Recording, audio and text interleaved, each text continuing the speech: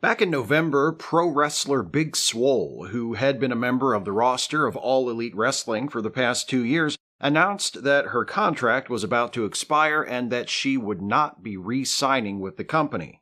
At the time, the news generated mild interest. While a recognizable name to fans of the company, who had wrestled multiple times on TV, occasionally in somewhat high-profile matches, Swole had never been positioned as a major star for AEW. She was the first contracted wrestler to leave AEW, which officially began operations in January 2019, but she seemed to be leaving on positive terms, so her departure was viewed mostly as a curiosity. Worth mentioning, but not a big deal. That was in November. Week before last, on a New Year's Eve edition of her call-in show, Swole went into a little more detail regarding the circumstances surrounding her exit from AEW. She mentioned several motivating factors, including creative dissatisfaction and lack of structure within the company, but the comments of Swole that grabbed all the headlines, rightly so, I think, were the ones where she claimed AEW has a diversity problem. Here's some of what Big Swole had to say on this subject. I felt like the women shouldn't have gone through everything they've went through just to get, on TV, just to get time. You're signed to this big company, you want time. All these men are getting time, but, the women weren't getting anything. Or you're not putting people on TV because, more people have come in. Turning specifically to concerns about racial diversity, Swole said, "There's no representation, truly. And when there is representation, it does not come across in the Black community as genuine at all.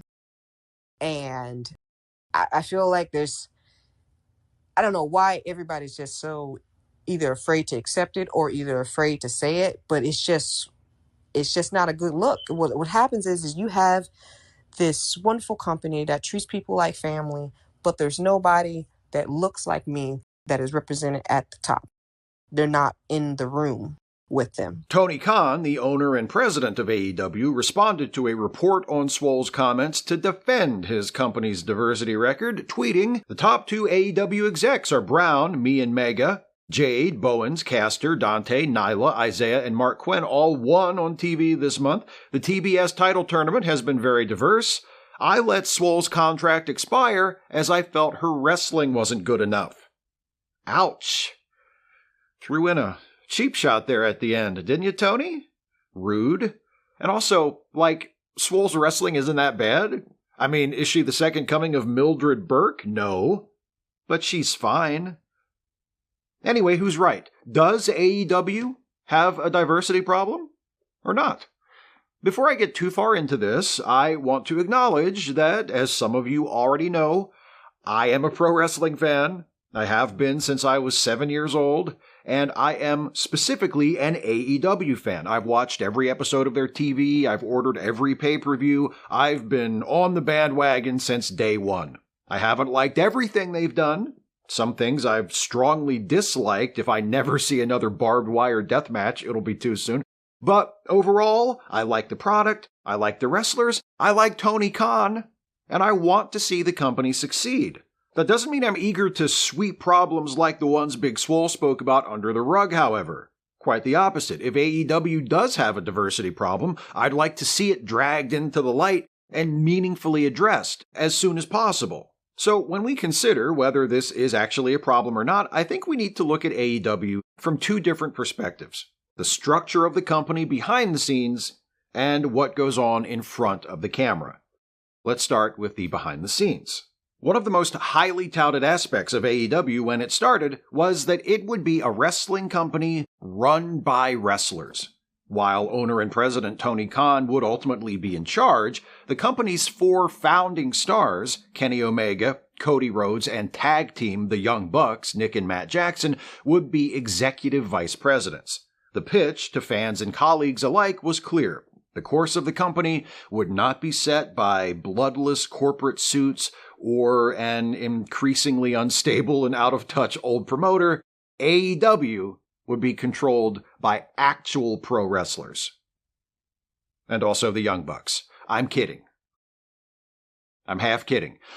When considering the issue of diversity, there are two things AEW's 4 founding executive vice presidents have in common. They're men, and they're white. That seems to agree with Swole's comment that nobody who looks like her is represented at the top, making decisions that affect the wrestlers. Brandi Rhodes, who is black, is an executive in the company in addition to working as a wrestler and manager on the show, but she is the chief brand officer, and as such, her executive duties don't seem to involve the actual content of the wrestling product. As mentioned in his tweet, owner and president Tony Khan and top executive Megha Parekh are both people of color, but while Tony definitely takes a very active role in the creative direction of the wrestling show and is an important exception to Swole's remarks, Megha Parekh's role in the company is chief legal counsel, which is certainly an important job, but is also probably not what Swole is referring to when she mentions the lack of non-white faces who are, quote, in the room. So, despite exceptions like Tony Khan and Brandi Rhodes, I think there's some validity to Swole's argument that AEW lacks diversity at the top.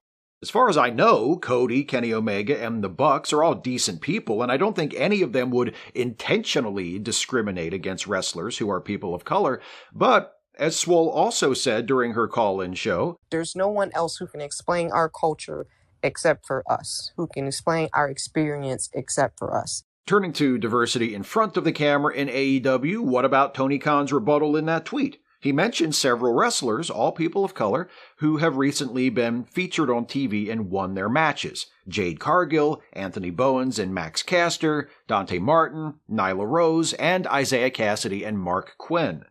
Is that evidence that AEW's on-screen wrestling product doesn't have a diversity problem? I'm not sure it is. It's not nothing, but representation in pro wrestling is a little more complicated than who's on TV and who's winning their matches. There are undeniably people of color on AEW's roster. In a given month, any number of them could be featured on TV and win matches. Taking a closer look at the names mentioned in Tony Khan's tweet, I can tell you that Dante Martin has been promoted as a rising young star in the company these last few months. Anthony Bowens and Max Caster, who work together as The Acclaimed, are one of the most prominent heel tag teams in the company, with a distinctive entrance that involves Caster rapping insults at their opponents and the crowd. Nyla Rose was the second ever women's world champion and has remained one of the more prominently featured women on the roster since losing the title. And Jade Cargill is undefeated since her debut last year, has been pushed consistently as a major star in the making, and last week became the first ever TBS champion. But that's only part of the story. While Bowens and Caster have had the opportunity to establish themselves to the fans, they haven't exactly been pushed as pillars of the company. And Isaiah Cassidy and Mark Quinn, who work as a tag team called Private Party, were presented as one of the top teams in the company when AEW debuted its flagship weekly TV show Dynamite in September 2019, but have mostly receded into the background. In fact, that's been the story with quite a few of the people of color on AEW's roster. Powerhouse Hobbs, who released a statement in support of Tony Khan and AEW last week, I should note. Red Velvet, Lee Johnson, Sonny Kiss, Lee Moriarty, Scorpio Sky, and the recently signed Jay Lethal are all black wrestlers who have occasionally been used in very prominent roles on the show, but who have also disappeared from television without explanation for weeks, sometimes months at a time. Now, to be fair, this inconsistency is an issue with AEW's entire product. It affects white wrestlers too, but it might be more of a problem for wrestlers of color, and particularly black wrestlers, because they aren't featured in main events nearly as often as white wrestlers are. The podcast WrestleNomics recently devoted an episode to the question of diversity in AEW. They compiled a list of the wrestlers who worked most often in the main events, the final matches of AEW's weekly TV shows, Dynamite and Rampage, in the year 2021, and found on that list not a single black wrestler. That doesn't mean every wrestler who main evented an AEW TV show last year was white. several were Latinx. In fact, both Latinx and Asian wrestlers are better represented in the main event and further down the card than black wrestlers. But AEW main events have still been dominated by white wrestlers. And that's important, because the wrestlers who are booked to work in the main events are generally those who are being pushed as the top stars. Another way to quantify who is being pushed as a top star is to look at who has held the company's various championships. Since the company began operations in 2019, 4 men have held the top championship, the AEW World title. Chris Jericho, Jon Moxley, Kenny Omega, and the current champion Adam Page. All 4 are white. 6 teams, or a total of 12 men, have held the AEW World Tag Team titles. Frankie Kazarian and Scorpio Sky, Kenny Omega and Adam Page, Dax Harwood and Cash Wheeler, Nick and Matt Jackson, Penta El Cerro Miedo and Rey Fenix, and the current champions Jungle Boy and Luchasaurus, who just won the belts last week. 9 of those 12 are white, 1, Scorpio Sky, is black, and 2, Penta and Rey Fenix, are Latinx. 5 men have held the company's secondary singles title, the TNT Championship. Cody Rhodes, who has held the title on 3 separate occasions and is the current champion, Brody Lee, Darby Allin, Miro, and Sammy Guevara. 4 of them are white, 1, Sammy Guevara, is Latinx. So, while there are plenty of talented people of color wrestling for the company, it seems pretty clear to me that the main events and the championships of AEW have been overwhelmingly dominated by white people, with some opportunities given to Latinx people, while black wrestlers have been almost entirely shut out. You may have noticed I didn't address the AEW Women's World title just now. I saved it for last, both because its history is an exception to AEW's racial diversity problem, and because the presentation of the women's division shows that the company's overall diversity problem is evident when you examine representation not just in terms of race, but also in terms of gender. First, the good news. The AEW Women's World title is by far the most racially diverse championship the company has. 4 women have held the title: Riho, Nyla Rose, Hikaru Shida, and Britt Baker. Of those 4, only Britt Baker, the current champion, is white. Riho and Shida are Asian, specifically Japanese, and Rose's heritage is black and Native American, specifically Oneida. Beyond the holders of the Women's World Championship, women of color have been the backbone of the AEW women's division since the company started, with Japanese women playing an especially prominent role. In addition to Riho and Hikaru Shida, fans have seen Emi Sakura, Yuka Sakazaki, Aja Kong, Maki Ito, one of my personal favorites. I love that sideways falling headbutt she does.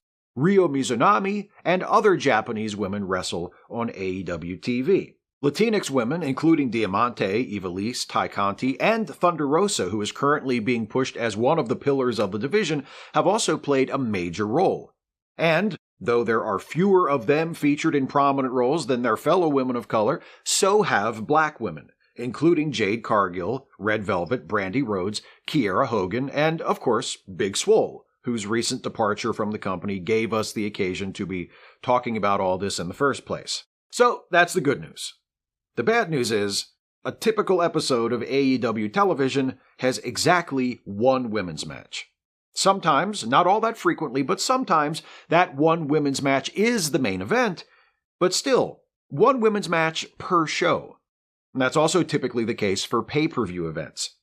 AEW's women's division, by far the most diverse segment of the product, also gets by far the least TV time.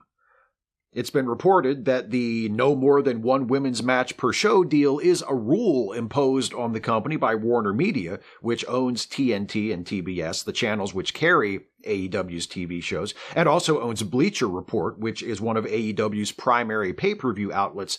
And that report is easy to believe, for a couple of reasons. First, there is almost always exactly 1 women's match on every episode of AEW TV and every pay-per-view. And second, on the 2 weekly shows the company produces for its YouTube channel, Dark and Dark Elevation, where presumably Warner Media's influence is less of a factor, women are featured far more prominently, often accounting for half or more of the featured matches, suggesting that Tony Khan would book more women's matches for his company's TV shows, if only the network that airs them would allow him to. It's a plausible explanation that would kinda let the company off the hook for failing to feature its female stars more prominently. There's only one problem. It's apparently not true.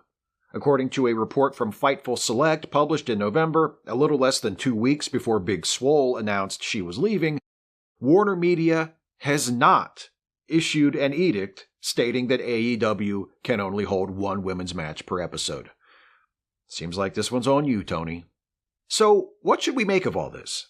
AEW has a very diverse roster on paper, but in practice, it hasn't featured wrestlers of color, particularly black wrestlers, nearly as prominently as it has white wrestlers, and it has relegated its women's division, the most racially diverse segment of the roster, to one match per show, while the men dominate the product, and behind the scenes, all 4 wrestlers/executive vice presidents are white. Does this mean Tony Khan and his company are racist? Sexist? No. Certainly not intentionally. Despite his unduly harsh, "I let your contract expire because your wrestling was bad" response to Big Swole, seriously, that was a really shitty thing to say, especially in the context of this conversation. Like I said, I like Tony Khan. He strikes me as a good dude, a well-meaning dude, especially for someone so filthy, stinking rich. He certainly seems to be more socially conscious than that other billionaire who owns a wrestling company. Though, that's not saying much. I'm pretty sure Vince McMahon would stage Mandingo fights if he thought it would put money in his pocket. But while the lack of diversity, or perhaps it would be more accurate to say the lack of equity in AEW's programming, is probably not intentional, it's still the responsibility of the company, and ultimately of Tony Khan, to do something about it. And I think there's reason to be hopeful there. Yes, Khan's response to Big Swole's comments was reactionary and defensive, which is disappointing, but he's also demonstrated a willingness to listen and to change in the past, and he seems to genuinely care about this issue. The roster of wrestlers AEW has assembled is truly impressive and represents numerous colors and ethnicities, as well as gender identities and sexual orientations. I didn't talk about AEW's queer representation in this video because I wanted to focus on the sorts of representation mentioned by Big Swole, but the roster also includes LGBTQ wrestlers, some of whom have been prominently featured, some of whom could be used a lot better than they have been so far. AEW does have a diversity problem, but it rests not in a lack of diversity on the roster, but in the inequitable way in which wrestlers of color and women have been used as part of the overall product. That's a much easier problem to solve, especially with a roster as talented as AEW's. I'm not suggesting tokenism here or featuring wrestlers of color more prominently just for the sake of it. That wouldn't be a real solution. And it's not necessary, because among the wrestlers signed to AEW are numerous people of color and women who could easily become breakout stars if only they were given consistent and sustained opportunities to prove themselves. Scorpio Sky, Powerhouse Hobbs, Thunder Rosa, Red Velvet, and the tag teams of Private Party and Santana and Ortiz are only a few of the potential superstars on the roster who haven't yet had a chance to show their full potential. If and when they do, it'll be good for them, good for the company, good for wrestling, and good for wrestling fans. So hopefully they'll get that chance. And hopefully AEW will bring back Maki Ito soon, because seriously, that headbutt! How do you not love that? Thanks so much for watching, everybody. If you enjoyed this video, please consider supporting this channel with a monthly donation. You can become a patron by going to patreon.com/Steve Shives, or become a channel member by simply clicking the join button right here on the YouTube page. Thanks again, and I'll see you next time.